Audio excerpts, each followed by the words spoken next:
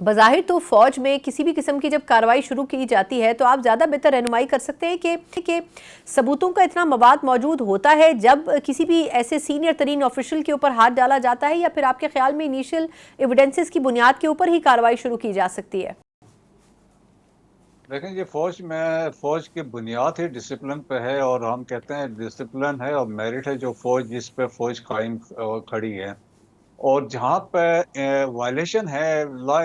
जिसमें हम बात करते हैं, चाहे वो पाकिस्तान आर्मी एक्ट है, ऑफिशियल सीक्रेट एक्ट है, manual of Pakistan military law है, आर्मी रेगुलेशंस है, इंस्ट्रक्शंस है, या फॉर्मेशन के इंस्ट्रक्शंस होती हैं, जीएचक्यू की इंस्ट्रक्शन होती है, ये सारे वाले इनको आप फॉलो नहीं करते हैं, वायलेट करते हैं, तो यकीनन आप उसके मुर्तकब होते हैं। तो सजाएं, जिस तरह आपने अभी इंट्रो में कहा है कि फौज में सेल्फ अकाउंटेबिलिटी का सिस्टम है, और देखें कि एक सिलसिला चल रहा है, लेकिन खबरें ये पब्लिक नहीं होती हैं। इसमें तो एक हाई प्रोफाइल केस इस वजह से चीजें पब्लिक हुई हैं। लेकिन फौज में ये है, जब इस तरह की वायलेशन होती है, डिसिप्लिन की वायलेशन होती है, तो माफी नहीं है, इररेस्पेक्टिव ऑफ योर रैंक, चाहे whether you are a 3 star और एक आम सोल्जर हैं, लेकिन आपने वायलेशन की है तो आपको उसको सजा मिलेगी। ठीक। अच्छा, ये फरमाएगा सर कि जिस किस्म की एलिगेशंस इन पर आयद की गई हैं, जैसे सियासी सरगर्मियों में मुलविस होना, ऑफिशियल सीक्रेट एक्ट की खिलाफ वर्जी कहा गया है, फिर ये कि 9 मई के वाक़यात में भी मुलविस होने की बात की गई है, तो आपके ख्याल में वैसे तो इत्तलात ये रहीं कि फैज़ हमीद साहब को रिटायरमेंट के बाद कई मरतबा ये पैगाम दिया गया था कि सियासी तौर पर अपनी एक्टिविटीज़ को महदूद कर लें, लेकिन आपको क्या लगता है कि वो 9 मई ही उनका ड्रॉप सीन बना जिसके बाद फाइनली ये समझा गया कि अब इनके खिलाफ कार्रवाई होनी चाहिए? देखें, इसमें एक पहलू है, और इसमें मल्टीपल चार्जेस हैं। जो चार्जशीट जब बनती है, और देखें, वो चार्जशीट भी बेसिकली एविडेंस के बुनियाद पे बनती है, जिसमें भी और क्रॉस एग्जामिनेशन होती है, तो उसमें तो एक डेलिब्रेशंस होती हैं, तो उसमें यकीनन सबूत होते हैं। तो इसमें भी मल्टीपल चार्जेस की बात की गई है,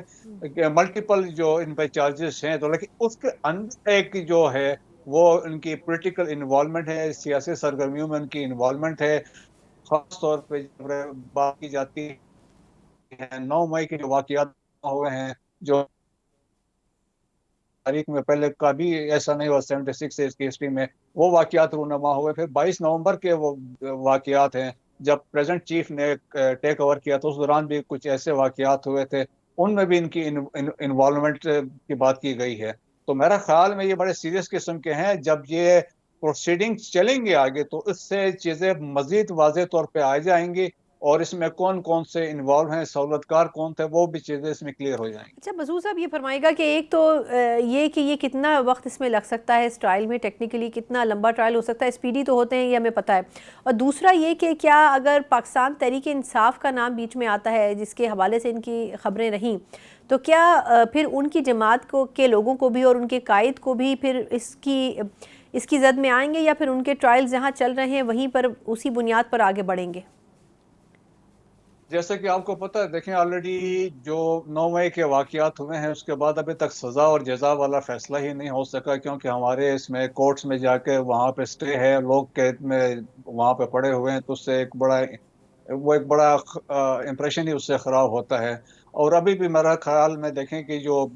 आईनी बेंच बना है, उसके सामने भी ये केस है। तो अब रिक्वायरमेंट तो यकीनन है कि जो लोग इन्वॉल्व हैं, चाहे देखें अफवाज पाकिस्तान की तरफ से ये तो अपना काम कर रहे हैं, और अकॉर्डिंगली एक सीनियर अफसर को 3 स्टार जो हैं उनको अभी चार्जशीट कर दिया है, फॉर्मली उनकी इन्वॉल्वमेंट कंफर्म कर दी है कि ये आप चार्जेस हैं।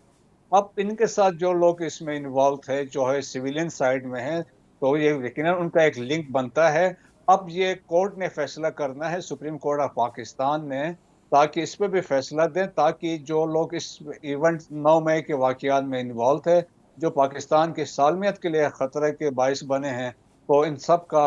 एक मुकम्मल तौर पे सजा और जजा का फैसला हो सके।